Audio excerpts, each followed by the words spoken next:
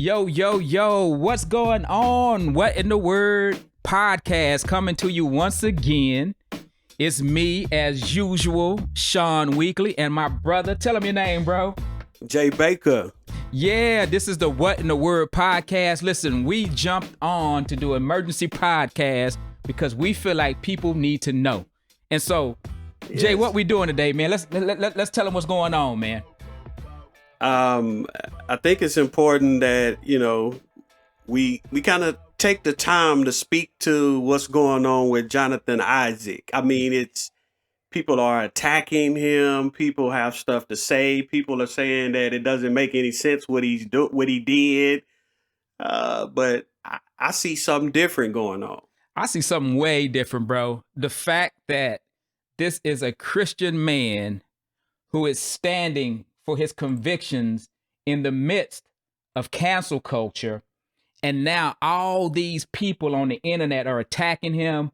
One dude on Yahoo Sports said Isaac's protest could have been applauded if his explanation wasn't nonsense. And we know that he stood for the gospel. He stood for his conviction and what he said about Jesus. And so people are just coming at him.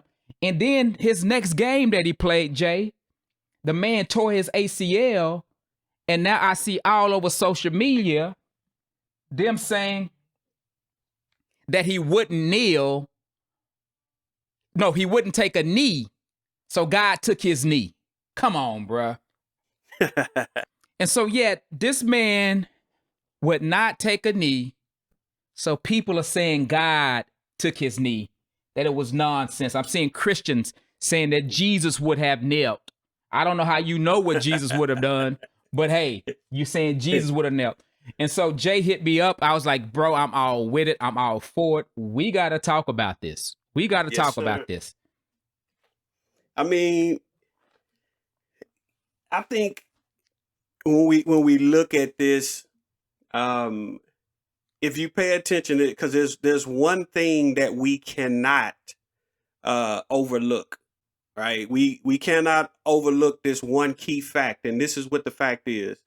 Many of those same people that are angry with him right now, right? They're angry because he's doing whatever it is they don't like, are some of the same people that were afraid to kneel, not only kneel, but even to speak out a year ago. They thought what Kaepernick was doing was foolishness before. Now everybody's jumping on that bandwagon. Now, if you don't kneel, if you don't wear the T-shirt, now something is wrong with you. But these are some of the same people that was like, man, this guy's tripping before. Yeah. We can't overlook that fact. We can't overlook that fact. We can't overlook that it's now another political season as well. And we know we lose our minds around political seasons. And Jay, here's one thing that I'm seeing, bro. When we talk about the mentality of the crowd, how people are shifting the way that they believe, what's challenging for me is, like you're saying, I saw it coming, but even now, people are starting to try and see what people's intent are based upon these small actions that don't really make a difference. And so, for instance, I'm watching even prominent sports shows. I won't even name none of these people, and I don't really watch them anymore anyway, because ain't no real sports going on. Half the NBA's back.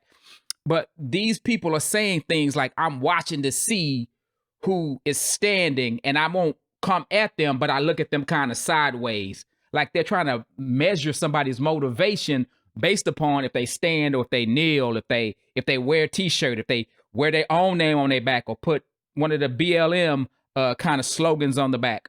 And that's just disconcerting to me, because people are now trying to bully. It's not enough that I don't agree with you or I don't see it the way that you see it. Now you're trying to bully me into doing things. And I feel like what you just said, a lot of people are being bullied into their position.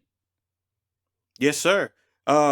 When you look at the whole concept and the idea of the herd mentality, you can see it all over our media, whether it's social media and Yeah. even just on sports, anything that has to do with this topic right now, you see many people um, going about this herd mentality. I read an article recently that was really important by Rob Henson. He's a PhD student at Cambridge. But one of the things he talks about is that I think it's pronounced a heuristic. Basically, it's it's the it's what he calls the principle of social proof. So when it comes to heuristics, this is what he talks about. He said a heuristic is a mental shortcut that allows individuals to make a decision, pass judgment, or solve a problem quickly and with minimal mental effort. And so Wow. instead of sitting and taking the time to think through some things, Yeah. we try to find the fastest way possible of reaching a conclusion, even if it means that I just have to jump on what everybody else is talking about. And that's very evident right now. We've talked about this before. A lot of people don't want to think for themselves today. It's all about what everybody else is doing. And when you stated that it's a bully mentality where people are trying to bully other people into doing what they want, it's sad that we live in a place like this. I go back to Kaepernick, right? People were trying to bully him, right? They took his job. They wouldn't give him a job. All of these different things. They tried to bully him into not kneeling. And now that everybody has changed their perspective, now you're trying to bully people into kneeling. Yeah. And it's sad because I remember when you first sent me the article on him and his statement, why he did it. The first thing that came to my mind was, man, I appreciate his courage to stand for what he believes in.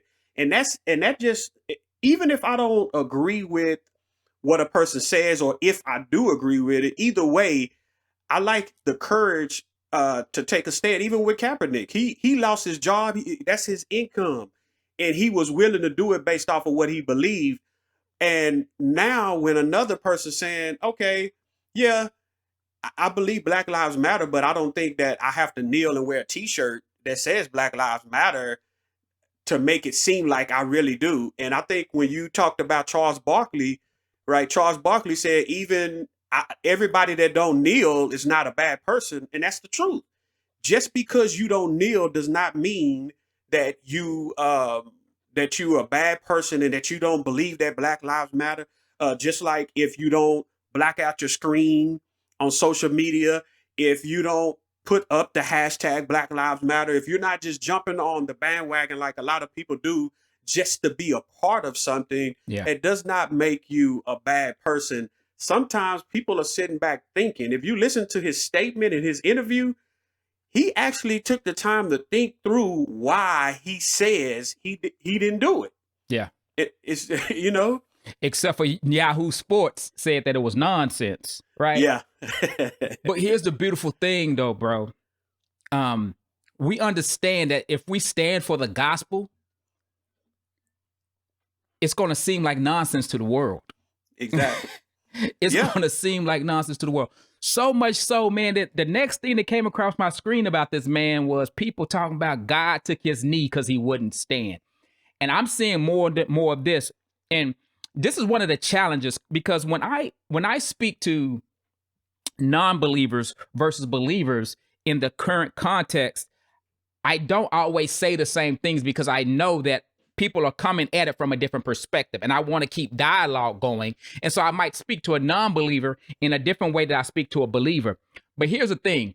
Now I feel like there are people within the kingdom of God, people who are believers, who are also bullying people into and beating people into submission with some of the rhetoric that's going on, whether it's wearing a mask or not wearing a mask, whether the pandemic is real or the pandemic isn't real, whether it's Black Lives Matter or Black Lives don't really matter. Not Black Lives don't matter, but people say whether Black Lives Matter or all lives matter. What would you say? What would your stance be? And what I see is people begin to project their ideologies onto other people, And here's a scary part about the herd mentality.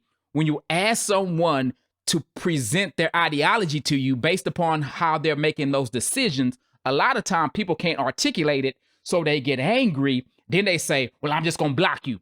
Well, we just going to. And so now we're angry. And so my whole thing is, if you want to have a dialogue with me or anybody else about anything that's going on and what the scripture actually says, let's not push away from the table when someone disagrees with me. I love this. This is Proverbs 18:7, bro. I love this. It says, the first to speak in court sounds right until the cross-examination begins. Listen. Yes, sir. Don't just say what you're going to say and drop the mic and try to run away.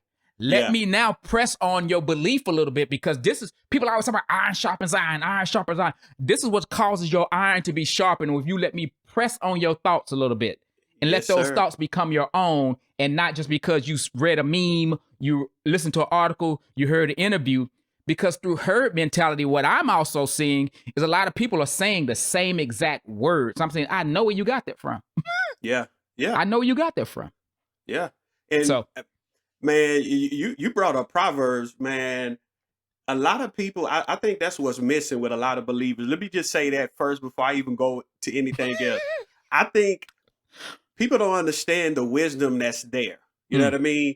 If we take the time to really sit in there, you can't read Proverbs and not examine your own heart. If you are able to do that, then you are really having a heart issue. And really what's dominating your heart at that moment is pride. But yeah, man, it's sad that you have believers, and you showed a lot of wisdom in what you said when you talked about how you speak to a believer one way and you speak to somebody else that's, whether they're secular, whether they're atheists or whatever they is, whatever their worldview or whatever it is, we have to speak to people differently. And a lot of times, man, I think right now it's very important to address believers that are acting out of character, because a lot of believers are being led away with this herd mentality. They're being led away by some people that, whether they're charismatic or they're talented, whether they're musicians, whether they're good speakers, or whether they have large ministries, or whatever it is, they look to people for certain things, even though they're not looking at the person as somebody that's Christ-like. And they're just jumping on board with whatever they're saying and not even really thinking about the consequences of believing such a thing. Hey. And you know, it's dangerous when you do that. Hey, we finna jump in this book, man. This beliefs have ideas have consequences. Hey, yes, sir. Because it's clear, like, people don't really grasp this the way that I wish people would grasp this. God cares about the way you think. Yeah, God cares about the way you think. Well, I thought it, I didn't say nothing. Nope. God cares about your thought life, because what you think, and the Bible says, as a man thinks, so is he, right?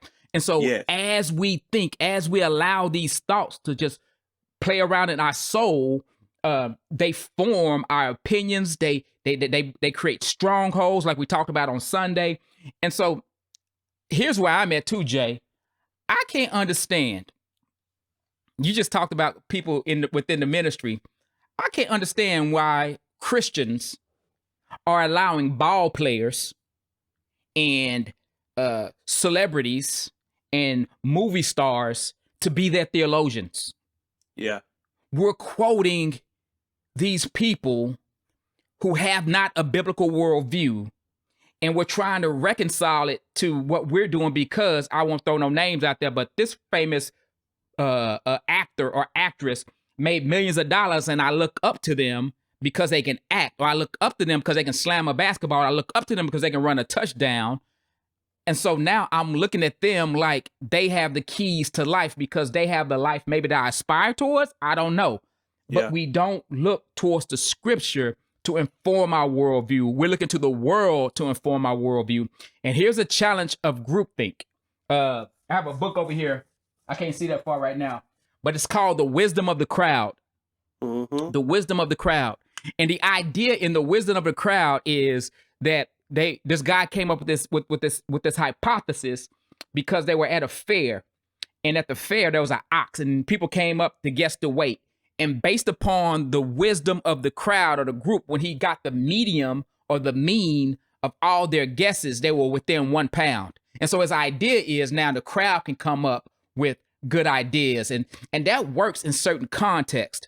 But when we're talking about the King of Kings and the Lord of Lords, when we're talking about the person with all truth, the wisdom of the crowd does not work, right?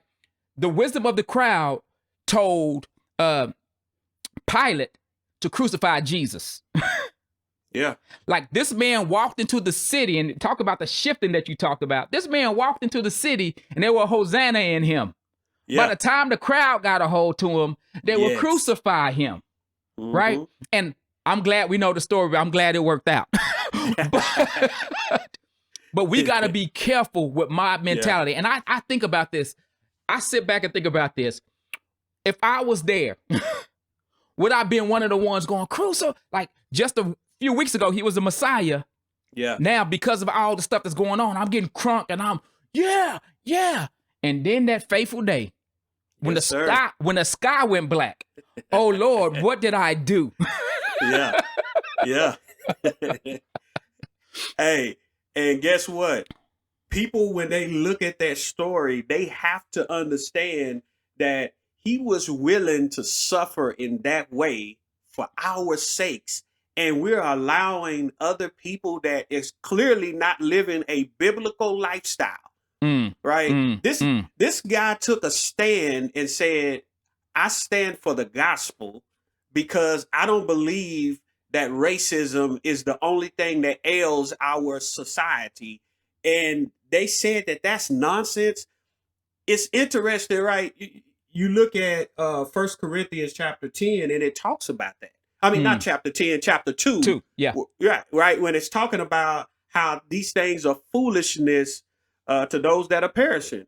And it's interesting, as I just kept reading that over and over recently, I thought more and more of how there are so many people that are walking around and they kind of let me pick up a sticky note real quick. And that's their Christianity. It's like a badge. When I need something from God, I put it on. Yeah. I walk around on social media and I pretend, all right, I got my badge on. I'm a Christian now, right? I'm a Christian. Got it right here. When it comes to certain situations, hard times and stuff, I don't know. You want me to stand for this in the midst with everybody else that's saying something different? And that's why I was encouraged by him. That young man at the age in his early 20s, I think he's 22. Yeah. 22 years old in the NBA, knowing he's going to get a lot of pushback from it. Yeah. Decided to say, you know what? I thought about this for a while, but Jesus Christ and the gospel about him is the answer. While everybody else is out here talking about we need reform on this, we need to do this, we need to do this, a bunch of stuff that'll work temporarily. And research shows that a lot of this stuff only works temporarily. But true transformation in people's lives is going to take the gospel. It's not going to take because you did a reform. I'm not saying that reform is wrong if you want to correct some things in the community or in society as a whole. But we're talking about something that's able to transform the inner man that it shows up on the outside. I think about the scripture where Jesus is telling them that all they do is clean the outside, right? And that's how it is for a lot of people. When I look at social media, that's what I see. I see a lot of people, they've cleaned their outside and they look good on the outside. They got everybody thinking they're spiritual. Yeah. And guess what? It's obvious with the way they live their lives, the stuff that they say, the way that they conduct themselves, and their character does not show the fruit that the Bible say that we ought to be displaying if we're following him. Hey, you just kicked the hornet's nest, my friend. I love his tweet right after he blew his knee out. He said, "It is well." 2 Kings 4. Thank you for all of your prayers and concerns. I'm encouraged. Remember, our God is not just a God of the hills, but a God of the valley. 2 Corinthians chapter 4, verse 9. My comeback will be greater than my setback. I still stand in Jesus' name. This man say, even though I'm hobbling, yes, I still stand. Like, I see all the venom that's coming against me. You guys talking about God done took out my knee and God, he's like, listen, I don't regret any decision that I made. I'm still standing. I'm still standing. Man, even if this dude does not become a Hall of Fame basketball player or anything like that, he is being tried and tested in the crucible of public opinion. And see, in the West, public opinion is our thing. And so here's the thing, man. When it comes to standing, Jay, this is the thing. When it comes to standing for truth, we stand to lose one or two things. Either way, we lose, right? So if we stand for truth, we might lose our influence. We might lose our friends. We might lose our reputation. We might lose all these various things that come with being liked in life. Yeah. If I refuse to stand, I lose my integrity. I lose my, I lose a part of who I am. I lose myself along the way if I refuse to stand. And so we have to do one or the other. And so what we have to make the decision, what's more important? My character, and I always say it, this Chuck Swindoll right here, my character or my comfort? My character, because it's comfortable to be in the crowd. It's comfortable to not, just sit back and just, okay, I really don't believe that. Okay. But here's the thing. You can't passively consume content either. You can't passively, because what happens is the enemy begins to get these seeds that are sown towards us and begins to, oh yeah, that could be right. And so we need to learn how to captivate our thoughts. Like I said before, God cares about the way we think. We need to take these thoughts captive and bring them under subjection unto Christ. And here's the thing right now, man. I don't think that a lot of Christians are acting at a Christ-like character right now because we're at each other's throat and we're trying to gauge somebody else's motivation based upon what we see. And even the scripture tells us we can judge actions, but never try and judge a man's motivation. You never know what that man is going on in that man's heart. Paul said, I don't even judge myself. And so God knows our heart. And we sitting here tearing down God's servant in public who's taking a stand. We don't know what God told that man to do, right? We don't know if God... Now we can discern, because I know some people going to jump in the comments, well, what about if they saying Satan is Jesus' cousin? Now, if it's opposing the truth of God, I'm not talking about that. I'm talking about nuanced stuff, about ways that people go about ministry and the way that people go about proclaiming the gospel. We can't judge God's servant on that. We can't judge God's servant on that unless they're doing something that goes totally contradictory to the gospel. Yes, sir. But man, that hurt my heart, man, when I heard Christians, man, talking about this dude just ignorant. He don't know no better and da-da-da. I'm like, come on, bro. He's probably doing more so what a lot other people should be doing. And I can tell you another thing he's probably doing. He's probably spending more time in this than many of these other people that are his critics right now. Yeah. Let me read this quote that's it's attributed a lot of times to George Orwell in his book 1984, but it was really me. Yeah, I know. Yeah. it really it came from somewhere else, but a lot of people try to give it to George Orwell, but when you do the research it doesn't. But it says, in a time of universal deceit, telling the truth is a revolutionary act. I mean, just think about that for a minute. Telling the truth is a revolutionary act. This whole idea of everything being popular and, man, it's popular that it must be good, right? It's everybody, if everybody's doing it or everybody's saying it, it can't be all of that bad. I mean, and like you constantly talk about how God cares about our mind, but I don't think people are really paying attention to your words, but they're also not paying attention to scripture. Because if people were really paying attention to scripture, that wouldn't be something that you really need to repeat as much as you've repeated it recently, because it's the truth. God cares about our mind. many people, a lot of critics, whether they're atheists or whatever, they believe that, and of course not all atheists, but some people out here really believe that when it comes to Christianity, it's a blind faith thing, and that you really don't ever have to use your mind or any of these things. That's total nonsense. You can't get that from reading the Bible. Even if you just reading the Bible just to find ways to criticize believers, you can't get that by looking in this and seeing that people actually took time to think through some things. And changing our thinking is just so important. And when I look at him, man, I just thinking about that tweet you just talked about just a minute ago after he hurt himself. Man, just think about the average person would have folded after that. The average person would have said, "Man, I didn't kneel, and maybe these people are right." But when you've been standing on the truth of God and you've decided to yield your life to him, you know God is not going to punish you for standing up for the gospel. That don't even it's so it makes absolutely no sense how believers can actually make that statement.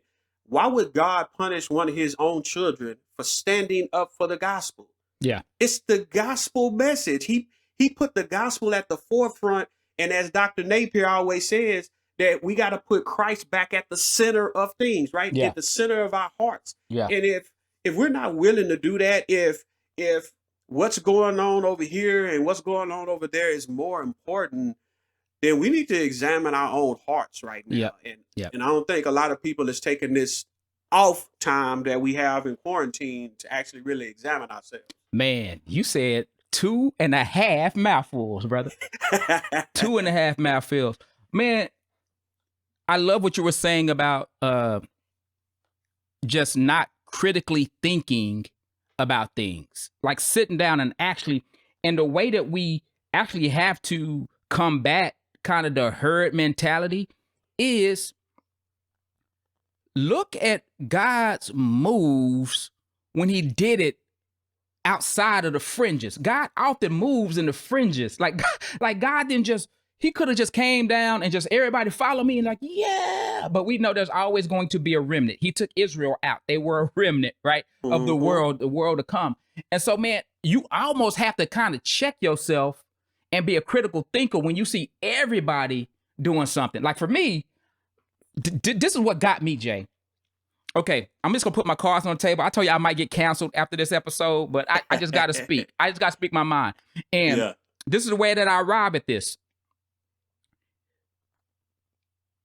When I see people from 4 years ago do a total 180 because pressure's being put on them, it is not authentic. Like a lot of the stuff that's happening is not authentic. Yes. People are being bullied into doing things because they're scared of being canceled. They're scared of losing their platforms. They're scared of all this thing. And we see celebrities being the most afraid of these things, right?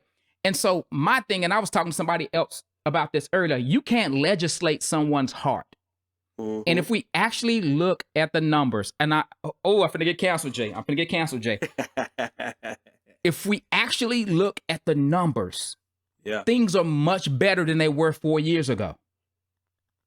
They are much better in terms of whatever thing that you're talking about.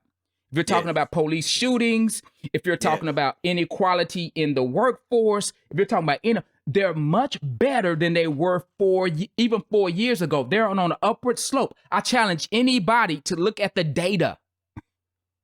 Look at the data. Now, that doesn't mean that we don't. See, when I say that, people, they cut me off. They didn't hear the rest. That doesn't mean that we don't need to keep moving in the right direction. But now what we're doing, listen, everybody listen to me. Listen to Sean for 1 minute.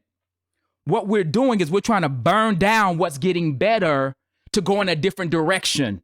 And if we look at history, if we look at other nations that have gone in a direction that a lot of people are proposing, like, I'm just saying, like vilifying the police, it don't end well. I'm just going to say that. And again, I'm not saying that one life is better than the other. Y'all know my stance. If you listen to me any amount of time, You know my stance. I think the perfect theological stance is all lives matter. I know some people use that as a weapon. I know some people use Black Lives Matters as a weapon. And this is another thing. I'm gonna get on my soapbox real quick. Yeah. Are the rest of us not intelligent enough to say, you know what, if this is going to be divisive in the kingdom, can we come up with another term? Can we not boil down all the issues in our world to a three-word hashtag? And we're gonna fight over it. Blue lives matter, all lives matter, Black lives matter. Can we come together and just say, hey, I don't know what you're saying when you say that. I'm not gonna try to judge your heart. I understand that you're feeling hurt right now. What can I do to bring less suffering to your life? Right? And we don't do that across, and I'm finna get canceled, Jay. We don't do that across Twitter. We do that in our circles of influence. Yeah. You don't deal with any other relationship ever created that way. You don't date your wife that way. Hey, baby, we finna go on a date tonight. You all on Twitter talking about what you gonna do on your date tonight with your wife, and she got to get on Twitter to find out what you mean. Dry snitching. And no, you go to that person. Yeah. And when we start talking about reconciliation, it is a person-to-person level. We talked about this in the first episode or this half episode. Yeah. You can't reconcile. There is no representative for if me and Jay fall out. Do we not need to do reconciliation because we're the same race? Does the person who's race A and the person who's race B, and you know that I don't believe in racial constructs anyway, it's not a biblical thing, but person in race A and person in race B, this person in race B need to apologize to the person in race A because somebody else who looked like the person in race B, when you really drill down, he was really race C. Yeah. It's nonsensical. It's not biblical. And so that's my biggest hang up on all of this. Let's just say we can't solve the world's problem with hashtags. We need to roll up our sleeves. We need to first identify what's actually happening. We need to pray about what's actually happening. And if we feel led to move in that direction and bring change in that direction, we need to put our minds together and start moving in that direction. And here's the other part. Just because you're a part of this group doesn't mean that somebody in a part of this group can't speak into your maybe the way that you go about it, because they might have vested interests as well. And that's the only way we're going to get past it if we stop looking at each other at the extremities and start looking at each other's heart, start looking beyond race and say, how can we fix these things? Because tearing down statues ain't going to fix nothing. Because riding in the street ain't going to fix nothing. Yeah, you're going to bully people into making few changes, giving you a few dollars, but their heart wasn't in it. Like Jay just said, temporarily, it'll make things look different. Then wait, hey, when the election's over, we going right back to the way that we were. Yeah. Because there was no real change. Oh, I'm tired. Hey. Where my drink at? I'm just going to piggyback. One thing that's, I think, really just plagues our societies today, just in general, is I'm going to just go back to when you were talking about the data, right? The average person does not do real research, right? You don't you may watch this person on YouTube and you don't even go verify their facts. You don't do any of these things. You only read people that agree with you. You know what I mean? Stuff like that. And so, yeah, that's what I'm talking about, right? That's how people just jump on board because this person is saying it. They believe what I believe, so it got to be true. I heard another person saying it. We don't do real research. We're not critical of the information that comes in to us. And that's one of the problems. People are they're not gonna take the time to look at the data. You know what I mean? They're not gonna take the time to look at that data and say, man, we might not be exactly where I want to be right now, but it does look a little different than it did 4 years ago. People are not gonna take the time to do that. And that's a problem. That it's okay in the world that we live in to just take in information, not verify it, and just go along with it like it really makes sense. And we argue and fight with one another on social media, in all of these different places because we didn't take the time to verify. Like one of the hot button things is right now, besides like COVID-19 and all this, all of a sudden people are really talking about fake news. That's not something that's new. People been putting fake news out there for the longest. And the crazy part about it is I just think about, what if we actually taught and trained people how to be able to recognize some of those things, and not be able to just kind of jump on board everything they see. Now, this goes back to something you said earlier. That's one of the reasons why a lot of times, unless it's somebody in my circle of influence that is not a believer, I really don't worry about what non-believers are talking about. You can say whatever you want, and I really, to tell you the truth, I'm not even really surprised Mm, at a lot of their behavior. Right? hmm. I expect somebody that don't live up to the same standard. My standard comes from here. Right. Right? So I don't expect you to live the way that I want you to live. You're doing only what you should be doing, because uh, y- whether you're your own God, or you don't believe there is a God, or whatever it is, you're going to do what you do based off of not having him at the center of things. Yeah. But it goes back to what you said about believers attacking other believers and coming to some common ground. But here's the thing, right? Believers are so caught up on Black Lives Matter, and and I'm gonna say something that's gonna be controversial too, Well, go right? ahead then, Mr. Baker. Let's go down together. The average person that throw up that hashtag, or even buy T-shirts or whatever, they have never taken the time to look at the Black Lives Matter website to see what they believe, to see what they stand for. None of those things. Yeah. They just put up the fist, wear the T-shirt, do whatever was asked of them online. And here's the thing, I'm not talking about whether I agree or disagree with the stuff they have on their website, but this goes back to the research factor. Have you at least looked at what they stand for, and does that even line up with what you believed before you started jumping on the bandwagon? Yeah. And that's the thing. And not even just them, but just anybody or any group out here that's putting out stuff, and they may have a popular slogan like the Black Lives Matter or whatever it is, whatever the hashtag is. Uh, you have to take the time to say, okay, do I have to say that to really show that Black Lives Matter to me?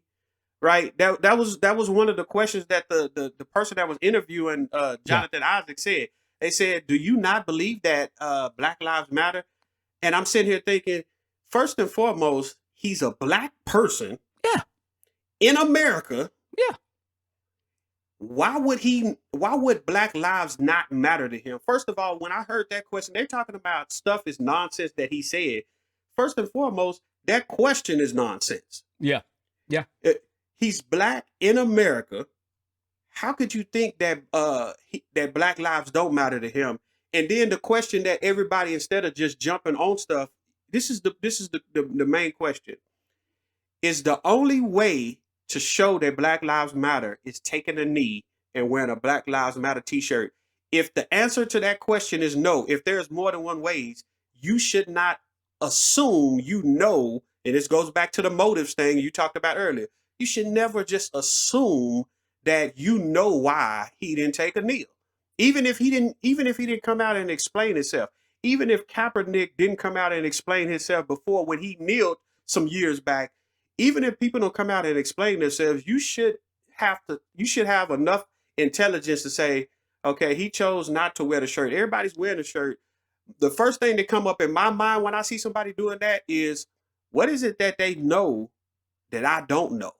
Yeah. Instead of trying to act like oh, he ain't with that. How you gonna ask a black man, do Black Lives Matter to Pull a gun out on him, see what he do. them? Immediately, you're gonna see if that man think his life matter. Yeah, it's nonsensical. And here's the other part of it, Jay, is we act like this is the part, and maybe I'm just a contrarian. You know, I'm kind of contrarian. I'm just kind of wired this way.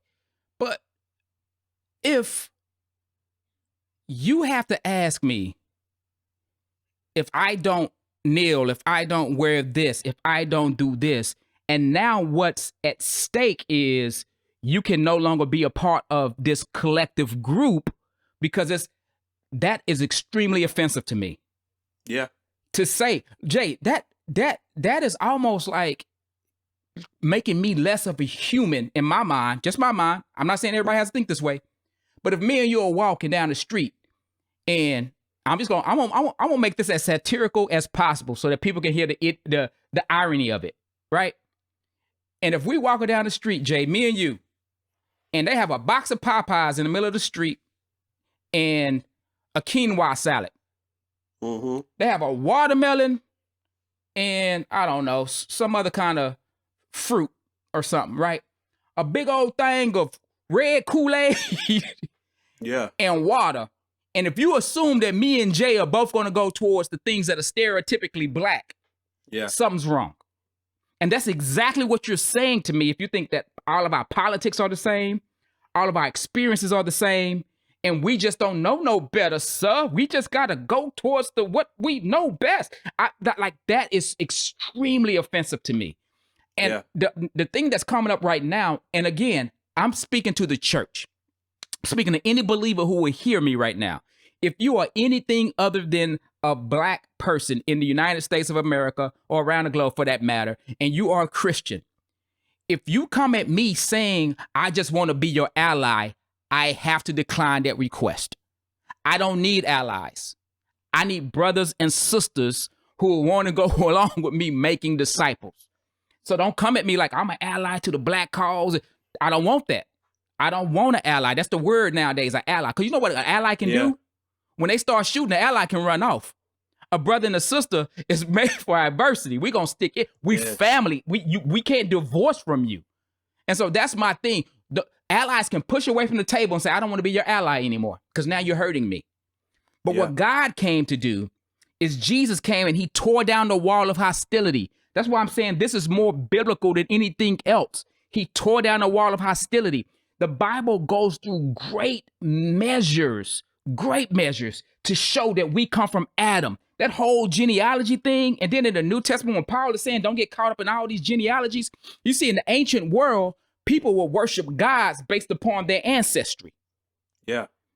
And when the first century church came along, these people were even saying, the research is showing that we are a new ethnicity, a new ethnos. It wasn't about the color of your skin or your lineage. It was about the nation that you were from.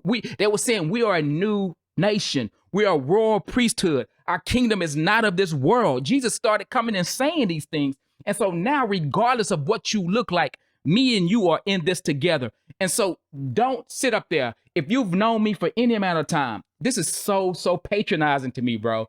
If you've known me for any amount of time and you sit there and you go, well, bro, I just want you to know that I'm with you. What would have made me doubt that? Yeah. Unless you got somebody in your ear telling you that, yeah, you need to come to me and tell me, oh, I feel so bad for you. Why are you feeling bad for me? I've had a great day, actually.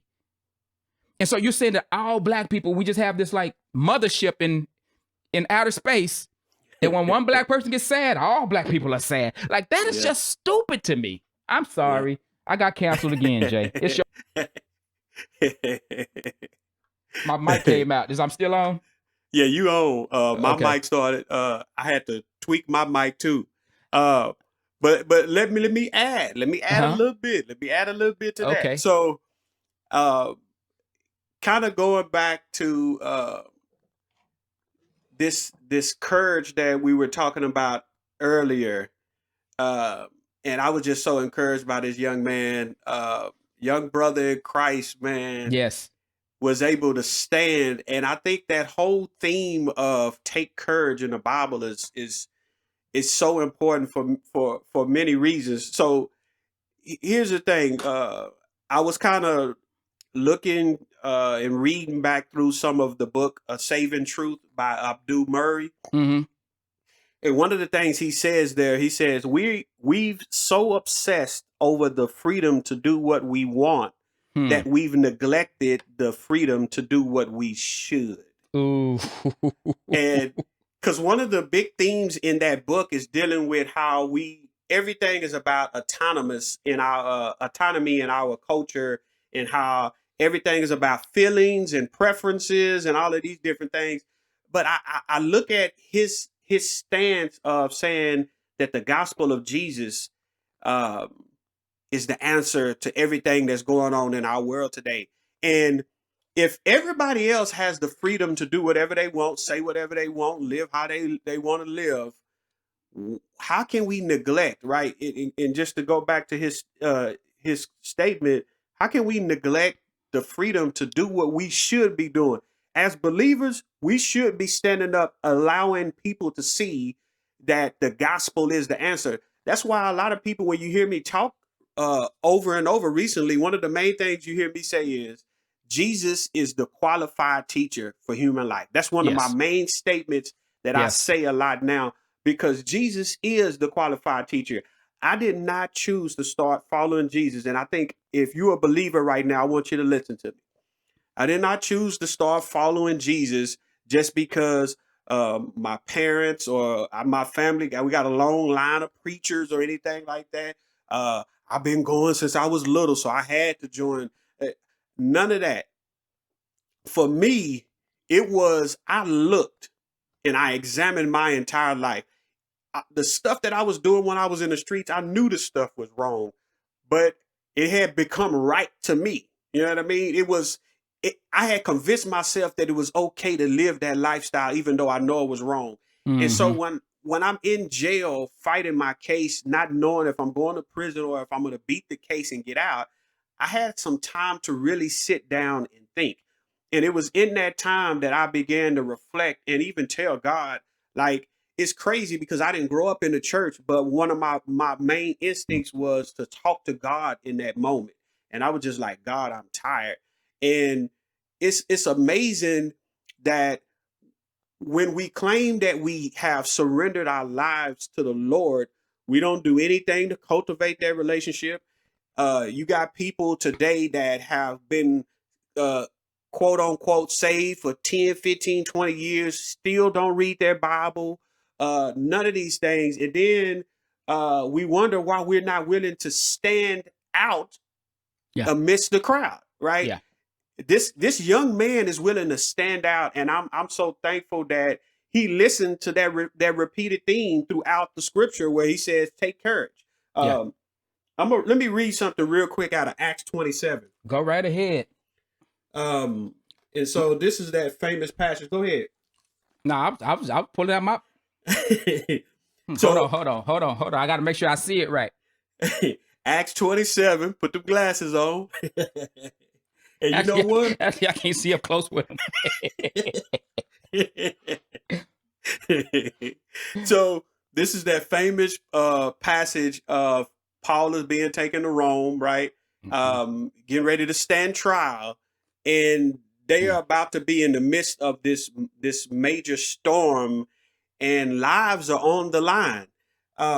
You know what? I'm just gonna start reading from verse 13. It says, when a light wind began blowing from the south, the sailors thought they could make it, so they pulled up anchor and sailed close to the shore of Crete. But the weather changed abruptly, and a wind of typhoon strength, called a northeaster, burst across the island and blew us out to sea. The sailors couldn't turn the ship into the wind, so they gave up and let it run before the gale. We sailed along the sheltered side of a small island named Cauda. I hope I'm pronouncing that right. Where, with great difficulty, we hoisted aboard the lifeboat being towed behind us. Then the sailors bound ropes around the hull of the ship to strengthen it. They were afraid of being driven across to the sandbars of the Sardis of the African coast, so they lowered the sea anchor to the to slow the ship, and were driven before the wind. And I'm gonna pause right there real quick because you see things are starting to get out of control, and I'm just kind of just building up some anticipation because we're going to get to that statement. It's all throughout the Bible, but we're going to get to that statement where Paul is being spoken to by an angel of God that tells him, take courage, and we'll see that here in just a little bit. But I think we fail to realize God is telling us this constantly throughout scripture, simply because he's with us, not only when we're on the mountaintop, but even when we're in the valley. And we have to Mm. understand that. So verse 18 says, the next day, as gale forced winds continued to batter the ship, The crew began throwing the cargo overboard. The following day, they even took some of the ship's gear and threw it overboard. The terrible storm raged for many days, blotting out the sun and the stars until at last all hope was gone. I mean, let's just pause right there. Listen to what he's saying. We're out at sea and we don't see stars. We don't see the sun anymore. It's dark. Just think of being in a situation where all hope is gone. Some people have been in them situations, and some people are just like, man, I don't know if I've been there, but I've been in some times where I would just feel like, really, I'm just hopeless. And when we get in those times, we have to trust God. Like, I understand when people of the world do what they do, but as believers, we have to get to a point to where we take up courage, right? And we continue to trust God even in the midst of the things that are going on. Verse 21. Hold on. Go ahead, jump in there. Let me give you the second part of verse 20 from the ESV. Boy, it hit me a little different, Jay. It said, all hope of being saved was at last abandoned. Oh, man. That hurt my soul right there. I mean, just think about that. You already thinking, not just you, but everybody on the boat thinking like, man, there's no way we can make it. Yeah. Right? Ain't no hope. And Paul is even going to tell them here in just a minute. He was like, I told y'all before we shouldn't have taken off. We should have stayed where we were. Right? They didn't want to listen. Now we out here and everybody's scared to death. Yeah. Verse 21, no one had eaten for a long time. You know, that's some serious depression right there and fear going on. Yeah. Paul called the crew together and said, men, you should have listened to me in the first place and not left Crete. You would have avoided all of this damage and loss. But take courage. None of you will lose your lives. Even though the ship will go down. For last night, an angel of God to whom I belong and whom I serve stood beside me and said, don't be afraid, Paul, for you will surely stand trial before Caesar. What's more, God in his goodness has granted safety to everyone sailing with you. So take courage, for I believe God, it will be just as he said, but we will be shipwrecked on the island. And I'm just going to stop right there. Because I think about that young man, just that constant statement was coming to me when you sent me that article. I just kept on thinking, take courage. And to see his statement on Twitter afterward shows that he did take up courage and said, look, I'm going to trust God, even though some unfortunate things has happened since I've made this statement. But I'm just going to keep pressing forward and trusting God. And I just like, and I'm going to say this, I really like the simple fact that he encouraged me in such a way, it just kind of like how Paul did right here, right? In the midst of everybody going crazy, he's like, you should have listened to me, but right now you need to eat, right? Because you're going to need your strength. We're going to be shipwrecked. We're going to have to get out. We're going to have to swim or whatever way he said it, right? You need to take courage because God spoke to me, and guess what? I believe him, right? He encouraged everybody. But then right after that, and we didn't even read it, he took the bread, gave thanks, and started to eat. He led by an example, and then everybody else started eating. They were like, okay, I know it's scary, but he eating. So maybe we ought to eat, have a little something to drink, and kind of get our strength up, get encouraged a little bit, and just be prepared for what's about to happen. And I think me and you've been talking about this. I've talked with a few other people that more than likely things are about to probably get bad in our country. People don't want to hear it, but I'm gonna tell you like this. You're going to need examples like that young brother that decided to say, I'm standing for the gospel. And if you are attacking somebody because they are standing for the gospel, you are missing the mark, and you are definitely not being led by the Holy Spirit. Amen. Because he doesn't fit your political agenda. He doesn't fit your idea of what he should be doing. And here's the other part of it, Jay. like you said it earlier, because he's doing something. And even if you were in that situation, you wasn't doing nothing 4 years ago. Yeah. Yeah. So you've transformed. Your eyes have been open to something you believe, and it's challenging. And so I always challenge everybody, because I get the same thing. You know, I cater to white folks. I do this. I do that. Black folks say that to me. White folks say I'm too militant. I'm like, I'm just right in the middle. Then, like, I don't know what to be. Yeah. Besides be myself. And that's one thing I would say about myself, not to say I can't fall off, but anybody who've known me for any amount of time, they know I've always been shunned. Like I don't, and people try to find motivation in me for saying the things that I say. And even on my YouTube channel, I'm going to start doing testimonies. I was sharing this with you. Yeah. Why I believe what I believe about certain things. I'm going to start telling stories about why I believe what I believe about certain things. Like, I think if people were able, like, kind of the way that I carry myself, I think people think I'm a suburban kid. Like, I grew up in Pflugerville or something. You know what I mean? Yeah. And that's the farthest from the truth, right? Yeah. And so I don't know, man. It's like we got to start locking arms, getting into relationships with one another. And again, we don't invoke change in the masses. Now, again, if you want to go march, you want to go do all that, be my guest. I don't think that's the way that real heart change happens. I think it happens person to person. I think the gospel jumps person to person. You just don't stand up on a platform and say, you need to think like this, and everybody leaves with a different understanding, right? That's just not the world we live in. That might have happened in Billy Graham's day. It ain't happening nowadays. We grew up in a different time where people articulate things different. People have different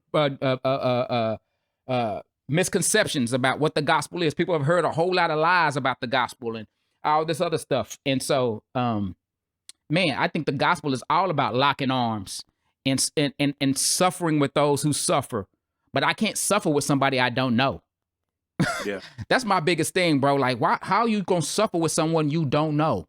Or you like, and just random people on the street. Like, oh man, I feel your pain. You don't know that man's pain until you get to know that man. Then you can walk through life with that man or that woman, right? That's the biggest thing I'm seeing right now, man, is people are all on this injustice. Let's bring justice. Let's do these things. And the herd is moving in a direction. And I don't believe that anybody has real, practical, tangible answers to how we solve some of these issues, even on a social level. Not saying the gospel. We know the gospel is there.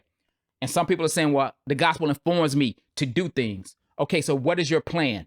Well, you know, man, we gotta throw our fist in the air and yell at people. Yeah. I don't see that in the book. Yeah. What are you going to actually do to bring healing to these areas?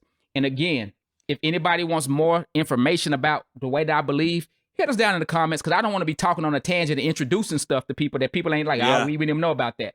Hit us in the comments, see what I believe. I'll give you stats. I'll give you statistics. I will show you why I believe what I believe and why I believe what can happen in a social realm will work. But it's going to take you rolling up your sleeves. It's going to take you getting out there. And this social activism that happens online with hashtags ain't changing nothing. It ain't changing nothing. It might bring awareness to certain things, but until you are out there, and here's the other part of it, Jay. This whole, and I get it, a lot of the BLM stuff is being hijacked. We see people out there that don't look like they ever been a day in the hood, throwing rocks at the police and doing stuff. It's getting hijacked, but it can only get hijacked if you're allowed to get hijacked. Right? And so y'all need to be standing up and saying, this is not us. We're not leading with anger. Christians, we're not leading with anger. And have a plan. Have a plan. Because the folks that are in power, they ain't got no plan. That's why Pilate asked them, what should I do with Jesus? He ain't got no plan. This man that came up here, said he's Messiah. I see nothing wrong with him. Wife having dreams about him. Yeah. I don't want to touch it with a 10-foot pole because it's not my world. I don't care. I'm not a Jew. I'm not reading. Man, I'm just trying to keep my head. I'm a Roman, I'm a Roman politician. I'm just trying to keep my head, trying to keep my position. What should I do with him? And if you say crucify him, you get enough people yelling that, they're going to do exactly what you ask him to do. And what you asking him to do might not work. It might make us go 40 other years in the wilderness to mix illustrations. It might make things worse. And right now it's making things worse in the country. People are kowtowing and people are bowing down to the anger. Listen, I'm just keeping it 100. Guns are out of stock. People buying guns and bullets everywhere. They're not buying them guns and bullets just to be collectors. They don't know what's going to happen. They don't know what's going on. And so, man, I just pray that, man, I pray I'm wrong, Jay. I'm praying a whole lot of people don't get hurt. And in our anger and in our pumping people up, we got people with mental illnesses listening to all this. They might take your words and that's why episode 1 is so important when we talked about anger. Right? Again, quote Dallas Willard, anything that you could do with anger, you could do much better without it. And I mean, you talked about a plan. That's one of the biggest problems. That's one of the reasons why I personally have chosen not to be involved with some of the stuff that I see people out doing. It's easy to go into the default mode. And I was telling somebody else this recently to kind of encourage them, because they were trying to figure out, man, should I go protest or should I do this? And I just told them simply this. I said, don't feel bad if you do not get out and protest. I say, if you choose to go out and protest, at least get with somebody that has a plan. First and foremost, the default mode of just protesting just in general, and you don't really know where you're gonna go. I'm just gonna protest until this happens, or until somebody's arrested, or I'm gonna protest to this, then I'm gonna go back to my regular scheduled program. And that's what's been going on for years now.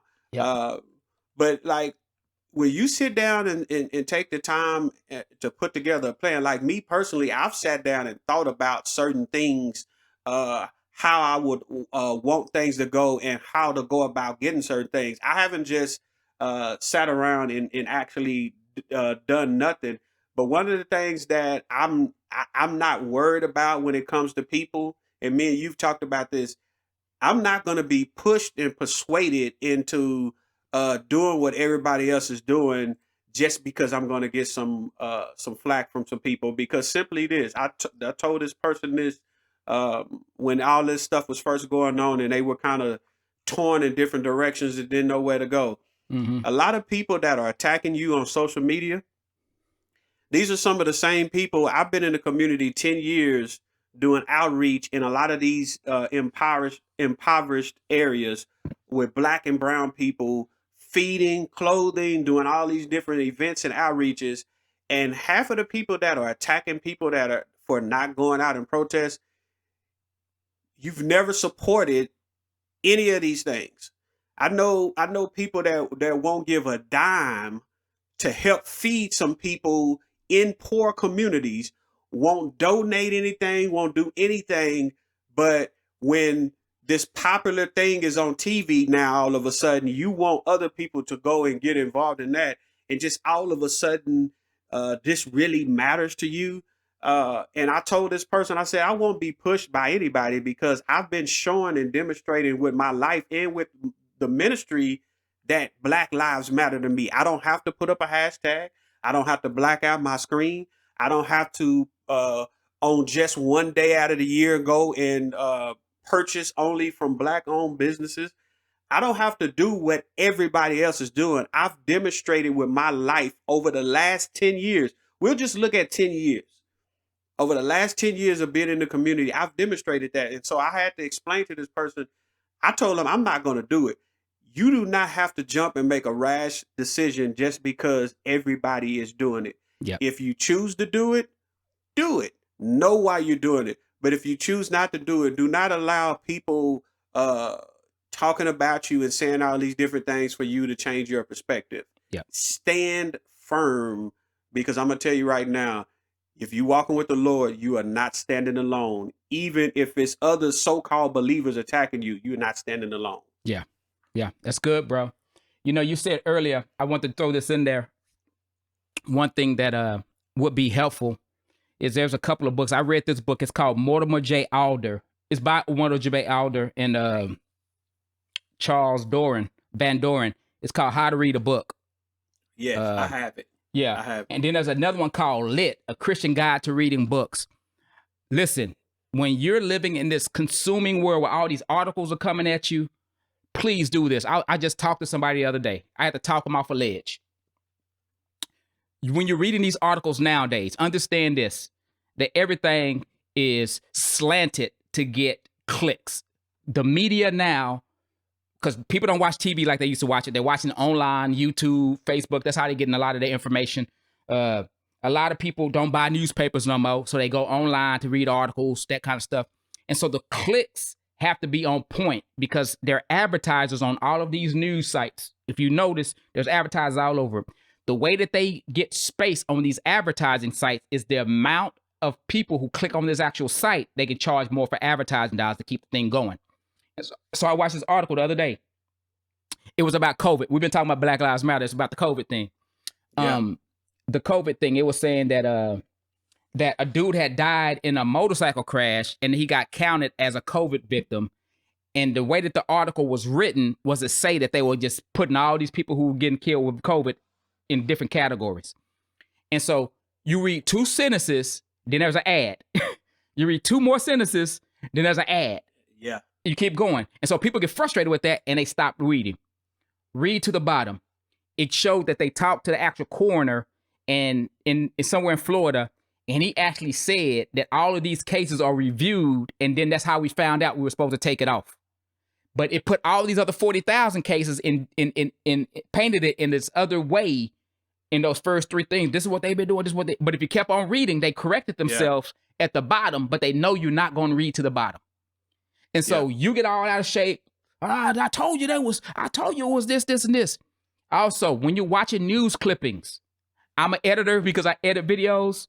See if people are being cut in the middle of their words. If there's time for breathe, if there's time to pause. People will chop that thing up and make him feel like he said something that man did not say or that woman did not say. And then they come out later and say, no, he lying. No, he said it. I heard it when he said it.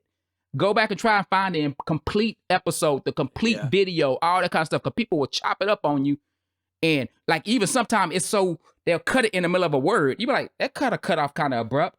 Mm-hmm. But you can fall into it because you heard them say it with their own mouth, but that wasn't what they really said. They took a snippet or they got you tired with advertisements. And so we have to be critical. And the best thing that school did for me was it made me read things that I wouldn't normally read. Yes. Things that I did not agree with, made me articulate why I did not agree with it and cite my sources. Yeah.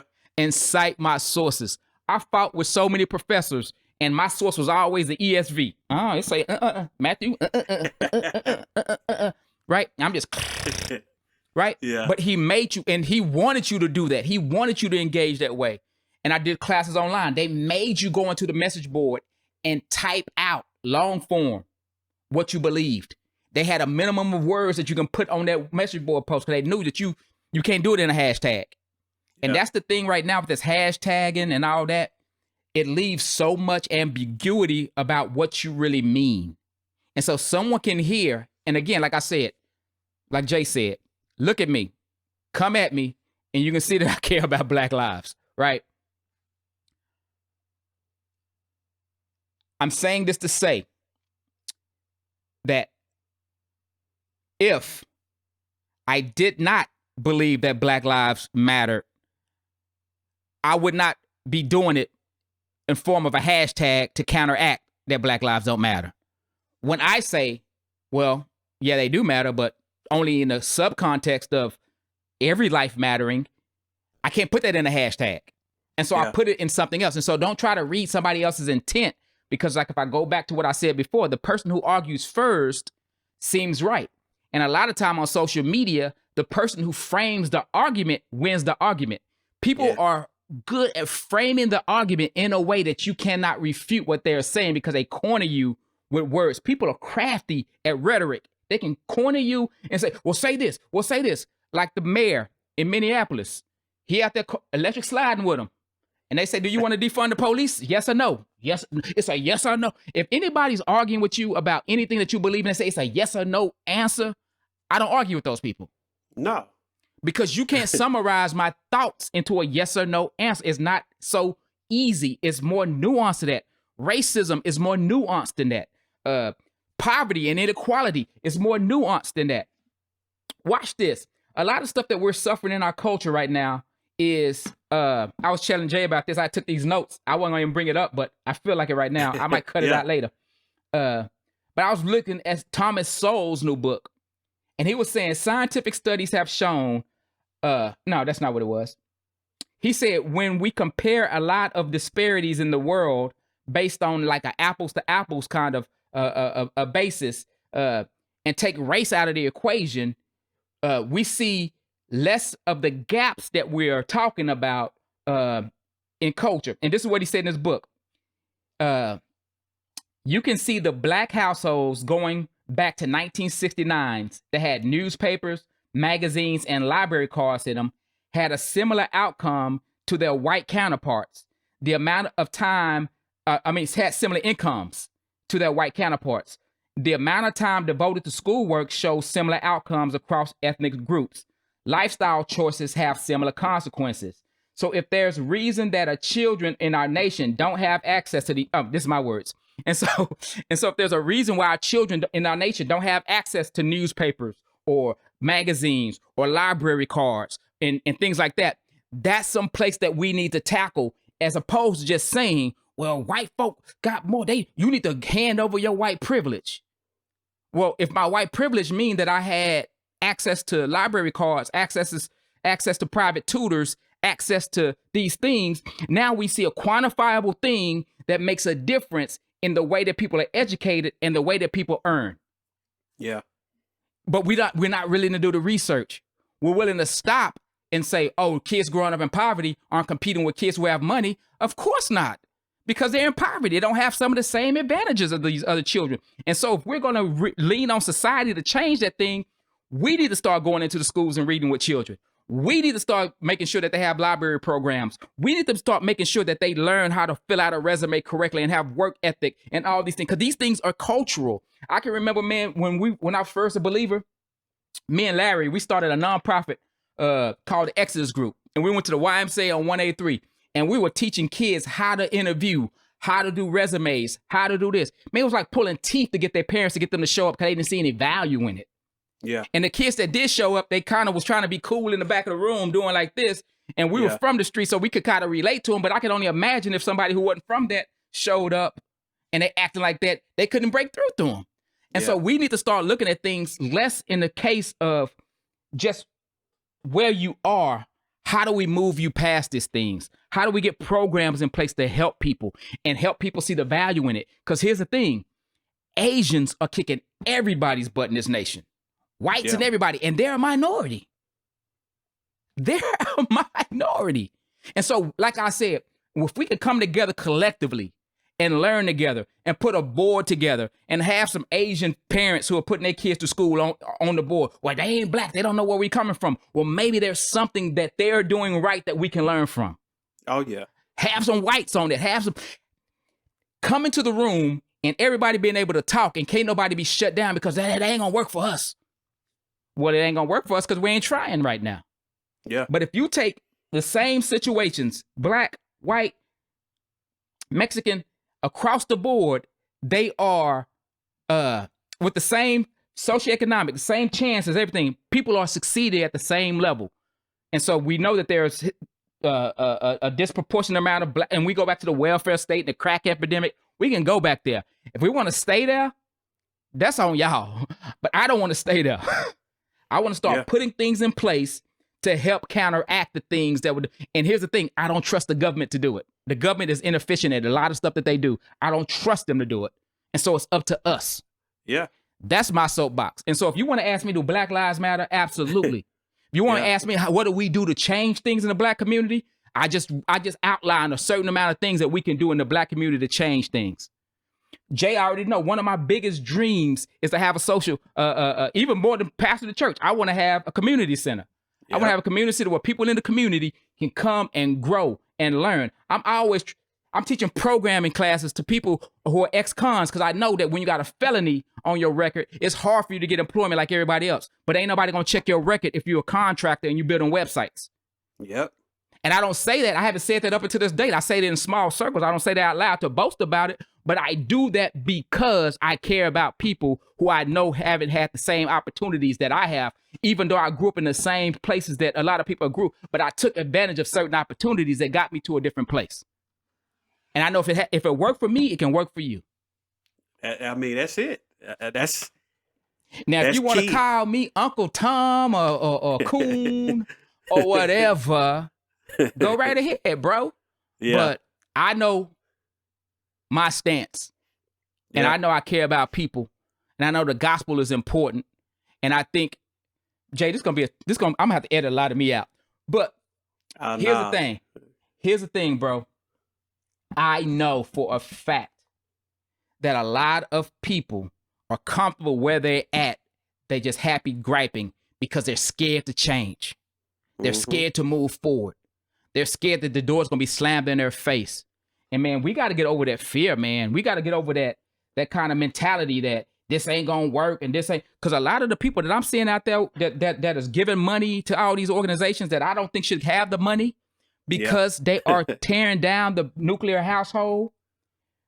Amongst Black households, we want to talk about Black Lives Matter. Amongst Black households, they have the mother and the father both in the household. The poverty rate is less than 10%. And I know the welfare state took the man out of the house. We know that. It's on the books. It took the man out of the house. But we don't have to stay there, though. No. And the gospel informs that situation. I think what we're doing, I think we're putting the cart before the horse. We're trying to get people right before we give them the gospel. And the gospel was given regardless to your current situation. Yeah. And because of the gospel, I can get up out of my current situation. And so anyway, that's my little soapbox. I'm going to stop right there for to have me running for president next time. But I'm a stats guy. There's stats out there that show that these things work. There's stats out there that show what work. Charter schools. Charter schools are holding kids to a higher standard than the regular public schools. And these kids are excelling. We've seen all these charter schools and all their kids are going to college.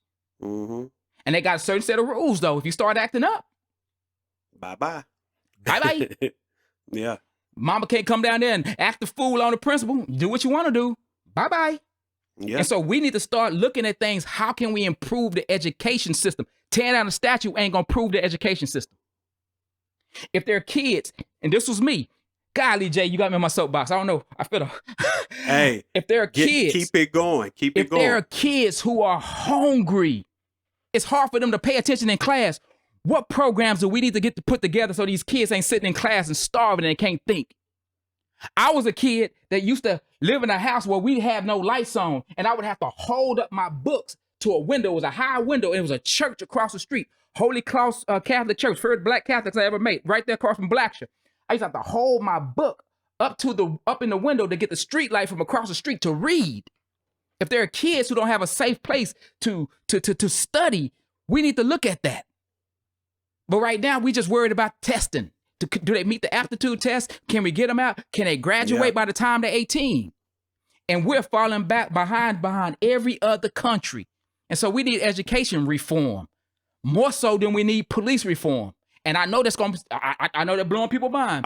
We need education reform because the simple amount of people who are killed in this country by officers was less than the statistic 0. Not to say that those lives aren't important. We care about every single life that's killed by the police. We care about those lives. Those lives are created in the image of God.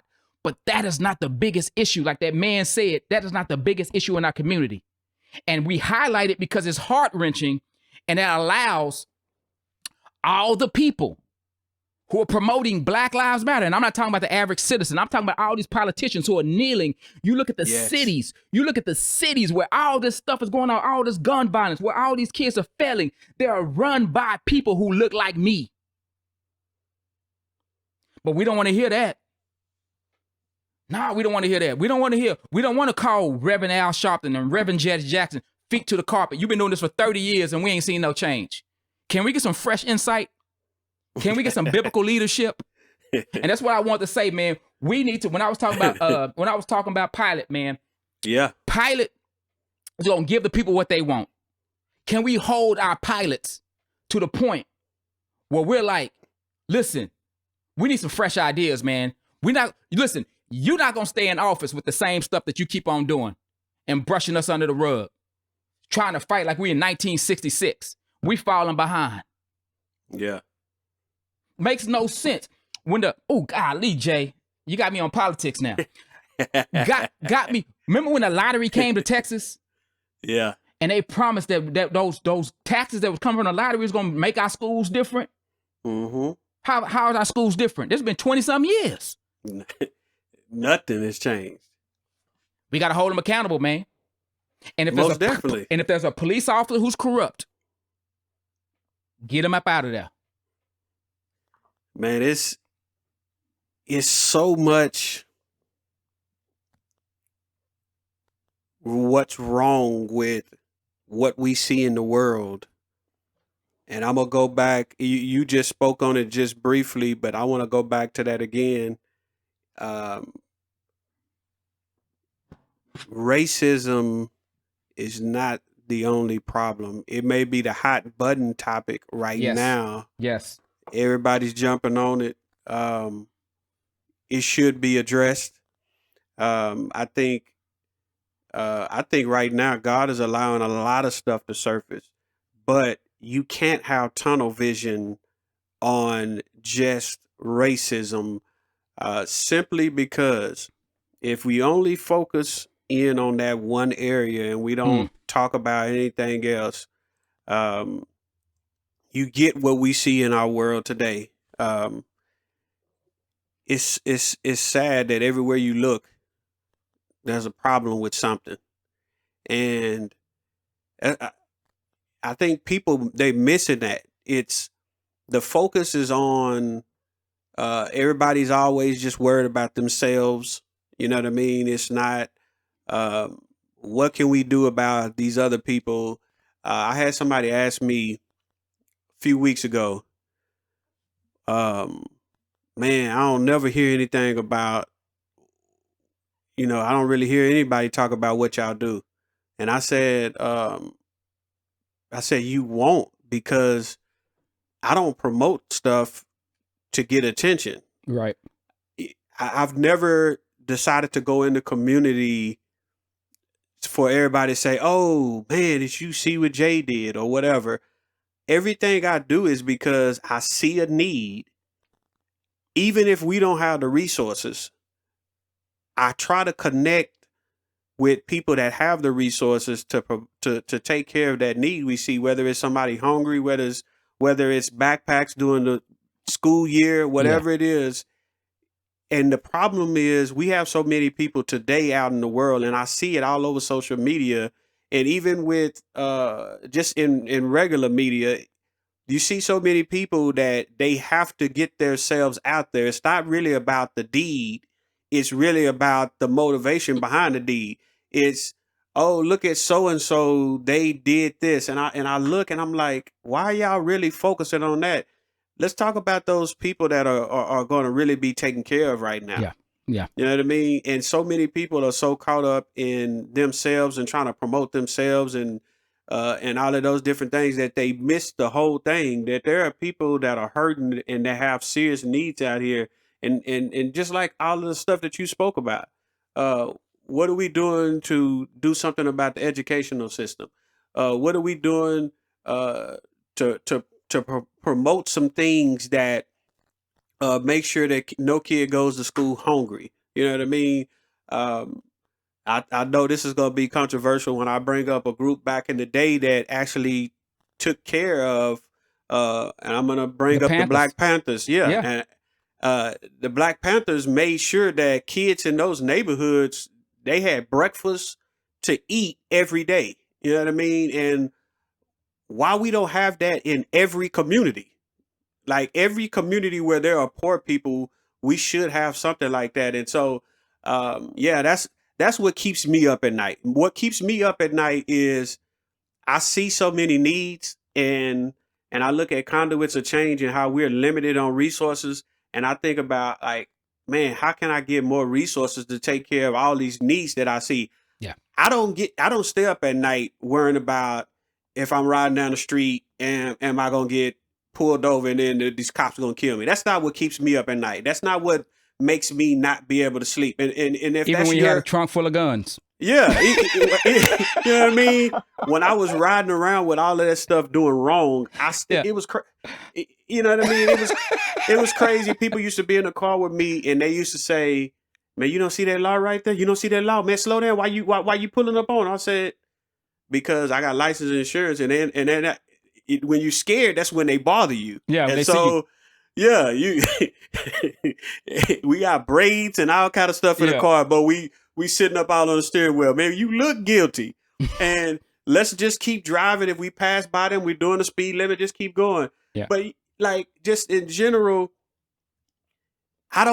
if that's what your problem is, hey, I pray that you can change your focus and something else keeps you up at night. But if that's your problem, that's your problem. But I'm talking about me personally. Yeah. Me personally, I stay up at night having trouble sleeping because I'm looking to fulfill needs that I see in the community every day. Yes. And yes. And we gotta plug Conduits of Change, links, show notes. Hit them up. Jay's doing some good stuff in the community.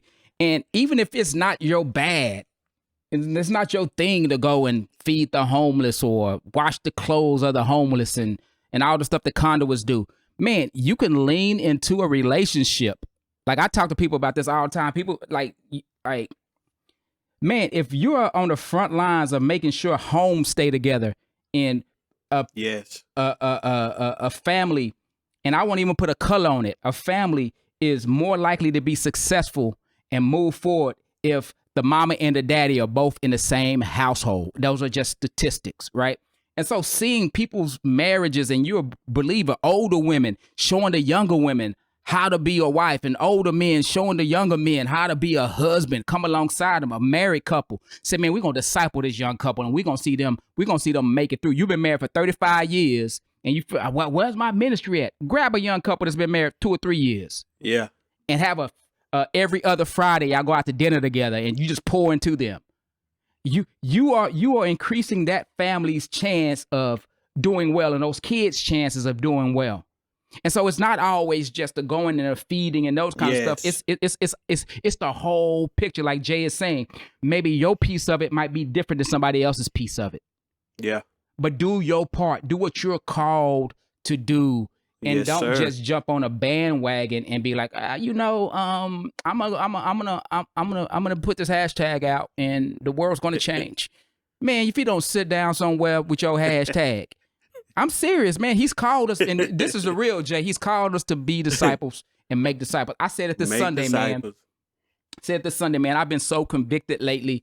I had said, y'all know, I recently finished school. School was a thing, and I had told my wife, I said, man, as soon as school is over, I'm back out there, backpack clubs and all those other things that I'm back out there. And then this darn Rona came through and shut us down. But listen, it's gonna be on and popping. There's just so much that can be done. And like you said, Jay, over the years, I've done so much, from street evangelism to that didn't work out for me. That wasn't my bag. And so I tried something else. That's the key. Just keep trying till you hit what hit. You know what I mean? Till you get what hit. And that class, check this out. That class that we were teaching ex-cons how to program. We started with 10 dudes. 2 graduated, but hey, we learned that first class. Man, I was just talking to other believers. I had a friend at my church. He was a CTO of this major corporation way over there for 183. and he had a room full of computers. He gave us a laptop. He had the dude come open and shut it for us every week. We went in there. We had set up a bunch of mentors, dudes who were programmers who want to mentor younger dudes or dudes that were out of prison. We had it all set up, man. But to get those 10 dudes, it was like pulling teeth. I was going to probation officers, asking the probation officers, man, I know you probably got somebody who we can't talk about their case. I said, you ain't got to talk about their case. Just give them my flyer. I don't want to know about, this kind of stuff. Yeah. Going to libraries, going to community centers, putting flyers up. And you know what people in those communities that we went to were looking at me like I was crazy. Like, why you want to help us? How much it's going to cost? It ain't going to cost nothing. Do you know one of the challenges, Jay? They had similar programs that were ineffective, and they didn't want my program to compete with their program. Yeah. And so knowing this, I can now tackle legislation to say, hey, just because it's a city-run program or a federal mandated program, if there's a way that we can create competitiveness so that your sucky program is going to have to compete on my level. And so even if I don't get to run my program, I'm going to cause you to get better. That's the kind of stuff that we need to do. That's just the way that my mind works. Instead of sitting back, well, they don't want nothing. We got another a common friend who was going to a school in her old neighborhood. She lives out here now, but she had gone to school in her old neighborhood to try and volunteer, be a room mom to just help the kids. Man, she went to that school 2 or 3 times, left her number. They kept losing her number. What do you do? The government is inefficient. The government is inefficient. I'm just saying it. I'm just saying it. I used to work for the government. It's inefficient. And so until we can put pressure on programs and things, if that's what you're convicted about, go and do those things. And there's nothing stopping you. I tell people at our church all the time, listen, if you have a ministry proposition, you want to make a difference in the world, you ain't got to do it. You ain't got to do it under this umbrella. We'll support you. We'll send volunteers. If it's something worth doing, go and do it. Yeah. I don't have the bandwidth to help you though. But go and do it. Go and do it, because we want to make disciples who make disciples. All about disciple making with us. And this episode done turned into another episode for real, for real. Emergency episode 1 and 2. What you do.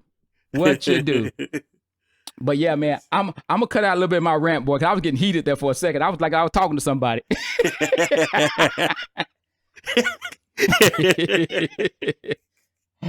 It's good stuff, man. This is good stuff, man. Yeah, I went down that political thing, man, because I got strong views, Jay. I got strong views, man, and there are things that can be done that can change things. But man, we're working with a system that's broken, man, and that's what people need to understand. We're working with a broken world system. People are broken. That's why you're never gonna go to a church that's perfect. You jumping from church to church because they ain't got what I need. They ain't got the children program I need. They ain't got this. They ain't got this. Well, maybe you there to help the children program. They don't feed the homeless. Maybe you there to help them start feeding the homeless. But you got all these ideas and ain't got put no elbow grease behind it. And so that's the thing, man. This world is broken, and more people gonna get killed by the cops. It's just an unfortunate thing.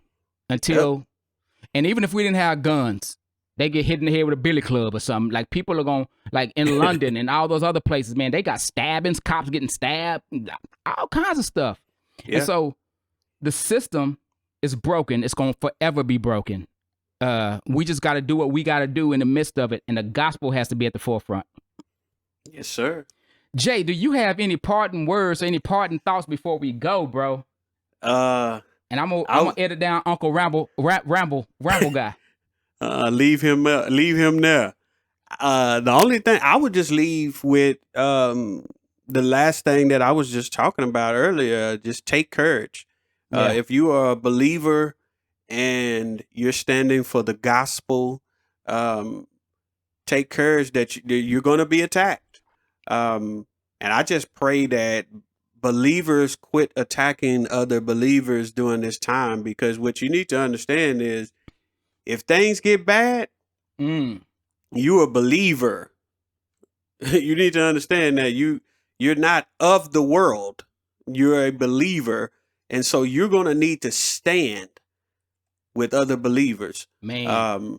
It just pray, even for people that are not believers that you think are doing some foolish stuff. Be praying for them. Be praying for them. You know, we love to just talk about people, but sometimes we just need to pray for Yeah.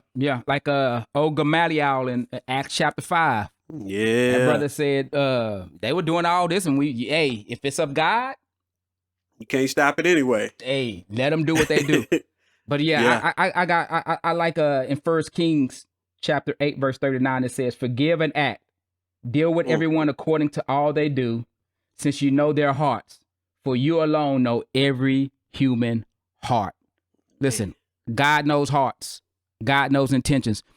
God knows when we're off and when we're being led astray. Yeah. And pray about the situation, because God can turn that thing around if they're going on the wrong course. God has ways of course correcting folks. Yes, as Jonah. Ooh. And my thing is, if he got to get swallowed up by the whale or the fish to get to where he needs to go, that's what had to happen for him to get to where he needed to go. And he sure went to Nineveh after that. And so, man, let people do what people gonna do. Correct people when it's something that needs to be corrected. But the Bible is clear. If it ain't sin unto death, pray for them. So many people. The first thing that I did, man, when I sent that link to Jay, when I saw that press conference was going on, I said, "Jay, you see this?" Jay said, "Man, we need to pray for him, man." That was the first thing that came out of his mouth, right? Because we know the world we live in, and we start praying. We didn't pray that he'll break his knee. We should have been praying for the man's knee. Lord, keep his knees intact. Because he needs to be in there doing this, I guess you can call it the rest of the season. Yeah. And so, yeah, man, that's all I got, man. Is just pray for one another, man. Don't let anybody persuade you or dissuade you from doing what you can get clarity from God that you need to do. Stand, man. It's time to stand. Yes, sir. And again, man, check out Conduits of Change, Jay Baker. Check us out on all the podcasting platforms. Check us out on YouTube. Subscribe every place. Listen, man, we love to be able to give y'all great content. Subscribe, chat, share it with a friend if you think it'll be beneficial. We just out here trying to, man, bring a different perspective to about what God is calling a lot of us to do right now. And we think that a lot of us are being called to stand up and not play the background and to say what thus saith the Lord. That's my closing thought. You got anything else, Jay, before we go, big bro? Hey, that's it, man. I tell you what, I'm gonna hit the pause button on it, and we'll be back. We got 2 more episodes that are in the hopper. This was an emergency episode. We'll be coming out. You know what, man? We let us hear from you. We've been trying to do it every other week, but man, if y'all like the content, y'all want to get some every week, let us know. Let us know. We willing to oblige. We got a lot to talk about. We got big mouths. We can talk. We can go. We can go, as you can see. 2 hours into one episode. But y'all listen to Joe Rogan. He go 4-5 hours. Come on now, man. But yeah, man, we appreciate you guys. Give us some feedback, comments, like, share, subscribe. That's how we keep it going. That's how we know you're out there. And until next time, we'll see you when we see you. Tell me what the Bible says. Yes, sir. Yeah, buddy.